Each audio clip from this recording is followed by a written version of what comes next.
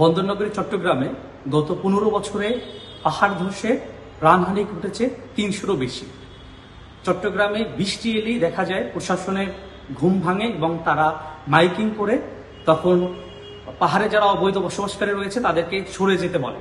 এই বিষয়টি অনেকাংশেই এখন দায়সারা বা দায়িত্ব এড়ানোর মতো বিষয় বলে মনে হয়, কারণ যারা পাহাড়ে অবৈধভাবে বসবাস করছে তারাও জানে পাহাড় ধসের ফলে তারা অনেক বিপদে রয়েছে, কিন্তু তারা তাদের যে মূল্যবান তাদের যে সহায় সম্বল রয়েছে সেগুলো ছেড়ে তারা যেতে কোনোভাবেই ইচ্ছুক নয়। তাই তাদেরকে যতদূর সম্ভব পরিকল্পিত পুনর্বাসনের ব্যবস্থা করতে হবে পাহাড়ে বসবাসকারী এই অবৈধ যারা বাসিন্দা রয়েছে তাদের জন্য। এবং যারা পাহাড়ে অবৈধ বিদ্যুৎ সংযোগ, গ্যাস সংযোগ ও পানির সংযোগ থেকে শুরু করে অন্যান্য সুযোগ সুবিধা দিচ্ছে, ফলশ্রুতিতে নগরবাসীর যে প্রাপ্ত সুযোগ সুবিধা সেটি অনেকাংশে কমে যাচ্ছে, তাদেরকে আইনের আওতায় আনতে হবে।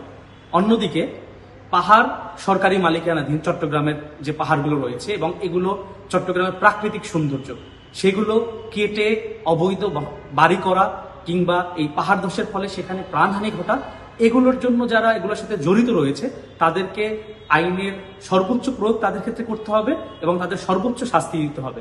তাই অতি দ্রুত সময়ের মধ্যে পাহাড়ে বসবাসকারী যারা রয়েছে তাদের জন্য পরিকল্পিত পুনর্বাসনের ব্যবস্থা করে এই পাহাড় ধস থেকে প্রাণহানি কমানো সম্ভব।